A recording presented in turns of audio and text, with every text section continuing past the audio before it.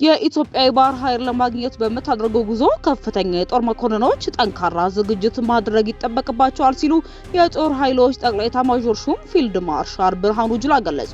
ይህንን መረጃ ይዘናል እናካፍላቸዋለን። የትግራይ ትምህርት ቢሮ የራሱን ፈተና አዘጋጅቶ ተማሪዎችን ሊፈትን መሆኑን አስታወቀ። ኢሰመኮ በትግራይ ክልል ለግዳጅ ወታደራዊ ምልመላ ከተዳረጉት ውስጥ አብዛኞቹ ከ18 ዓመት በታች ናቸው አለ።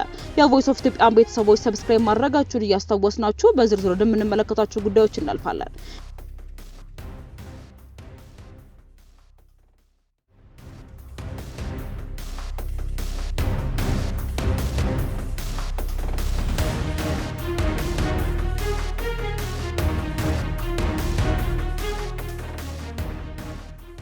ኢትዮጵያ የባህር በር ለማግኘት በመታደርገው ጉዞ ከፍተኛ የጦር መኮንኖች ጠንካራ ዝግጅት ማድረግ ይጠበቅባቸዋል ሲሉ የጦር ኃይሎች ጠቅላይ ኤታማዦር ሹም ፊልድ ማርሻል ብርሃኑ ጁላ ገለጹ።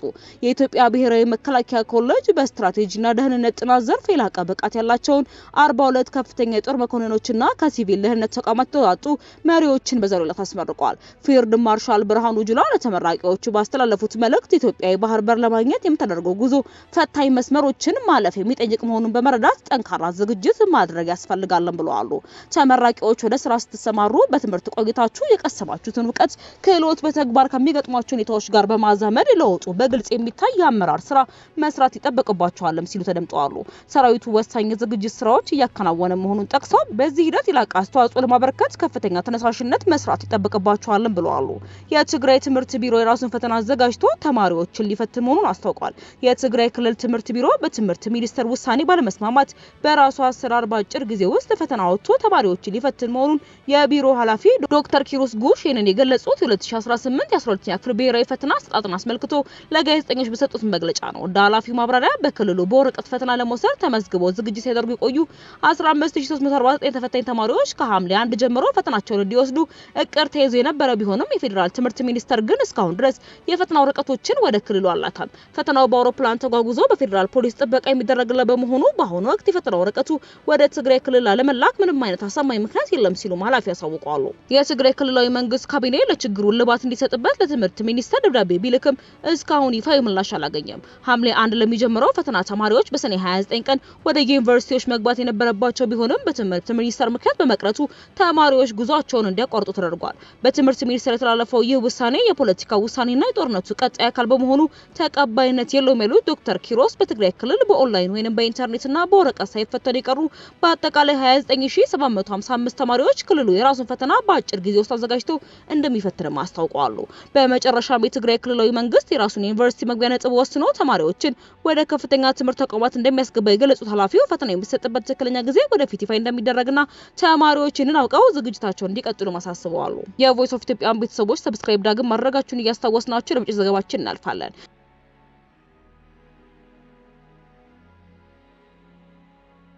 የኢትዮጵያ ሰብአዊ መብቶች ኮሚሽን በትግራይ ክልል እየተካሄደ ባለው የግዳጅ ወታደራዊ ምልመላ ከሚታፈሱ ሰዎች መካከል አብዛኞቹ ከ18 ዓመት በታች መሆናቸውን ማረጋገጡን ገልጿል። በክልሉ የሚካሄደው ሰዎችን በግዳጅ ወታደራዊ ምልመላ ወይንም ለጦርነት የማሰማራት ተግባር እንደ ጉልበት ብዝበዛና የጦር ወንጀል ሊቆጠር እንደሚችል አሳስበዋል። መንግስታዊ የሰብአዊ መብት ተቋማት ትናንትና ቅዳሜ ሰኔ 27 ቀን ባወጣው መግለጫ ይህንን ያለው በመቀሌ ከተማ ወጣቶች ሲታፈሱና ነዋሪዎች ተቃውሟቸውን ሲገልጹ ያሳያሉ በተባለ ቪዲዮዎች በማህበራዊ ሚዲያ በተሰራጨ ማግስት ነው። በህወሓት ሊቀመንበር ዶክተር ደብረጽዮን ገብረ ሚካኤል መራው ክልሉ በካቢኔ በመቀሌ 05 ቀበሌ ተፈጽሟል የተባለውን ክስተት እንደሚያጣራ መናገሩን ትግራይ ቲቪም ዘግቧል። ኢሰመኮ በቀዳሚ ዕለት መግለጫው ትግራይ ክልል ውስጥ በሚፈጸሙ ድርጊቶች እንዲሁም ክልሉን በሚያጎራብቱ አካባቢዎች ወታደራዊ እንቅስቃሴዎችና ግጭቶች የፈጠሯቸው አሳሳቢ የሰብአዊ መብቶች ሁኔታዎች በቅርበት የተከታተለ መሆኑን አሳውቋል። ኮሚሽኑ በቀዳሚ ዕለት ጠቀሰው በትግራይ ክልል ነዋሪዎች በግዳጅ ወደ ውትድርና ለማሰማራት ውላል ያለው የውሳኔ ሰነድም ነው። ኢሰመኮ የውሳኔ ሰነድ በሚል የጠቀሰው የትግራይ ህዝብ ህልውናና ደህንነት ለማረጋገጥ የወጣ አዋጅ ጸደቀው ህዝባዊ ወያኔ ሓርነት ትግራይ ወደ ስራ በመለሰው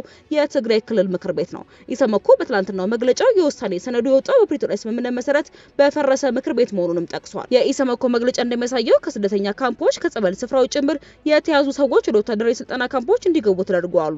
አዋጁ ከወጣ በኋላ ደግሞ የተግባር ይበልጥ ተጠናክሮ መቀጠሉንም ገልጸዋል። በክልሉ የሰብአዊ መብቶች ጉዳዮችን የሚከታተለው ቅድሚያ ለሰብአዊ መብቶች የተባለው ተቋም በበኩሉ የአብነት ተማሪዎችና በቪዲዮዎች የታዩ ክስተቶች አስገዳጅ ወታደራዊ ምልመላው በትልልቅ ከተሞችም የመስፋፋት አዝማሚያ እያሳየ መሆኑን በማንሳት ስጋቱን ገልጸዋል። የድርጅቱ የድርጅቱ ምክትል ዳይሬክተር መብሪሂ ብርሃን እንደሚናገሩት ተቋማቸው ከአንድ ወር በፊት ስላስገዳጅ ወታደራዊ ምልመላ ባደረገበት ወቅት ድርጊቱ የሚታየው የወረዳ ከተሞችና ገጠራማ አካባቢዎች አስታውሰዋል። አሁን ግን ወደ ከተሞች እየመጣ እየተስፋፋ ነው ሲሉ ለቢቢሲ ተናግረዋል። ይህንን ተግባር ያወገዘው የኢትዮጵያ ሰብአዊ መብቶች ኮሚሽን በበኩሉ ህጻናትና ሌሎች ለመብት ተሟጋች ድርጅቶች ተጋላጭ የሆኑ በሰዎችን በግዳጅ ለወታደራዊ ምልመላ ወይም ለጦርነት ማሰማራት ዓለም አቀፍ ስምምነቶችን የሚጥስ እንደሆነ ገልጸዋል። ይህ ተግባር ከመንግስት ውጪ ባለታጣቂ ቡድን የሚፈጸም በመሆኑ እንደ ጉልበት ብዝበዛ ብሎም እንደ ጦር ወንጀል ሊቆጠር የሚችልም ነው ሲሉ አሳስበዋል።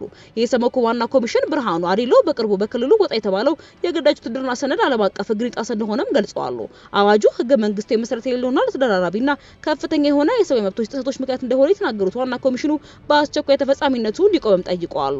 በትግራይ ክልል የሚታየው የፖለቲካ ውጥረትና ወታደራዊ እንቅስቃሴ ለማርገብ እንዲቻልም በክልሉ የሚንቀሳቀሱን ታጣቂ ኃይል ጨምሮ ሁሉንም የሚመለከታቸው አካላት ውጥረትንና ግጭትን ከሚያባብሱ ድርጊቶች እንዲቆጠቡም ጥሪ አቅርበዋል። የቮይስ ኦፍ ኢትዮጵያ ቤተሰቦች ለዛሬ ያስነላችሁ ዘገባዎች እንደዚህ ይመስሉ ነበር። በሌሎች አዳዲስና ወቅታዊ መረጃዎች ዳግም እስክንገናኝ ድረስ በደህና ቆዩ።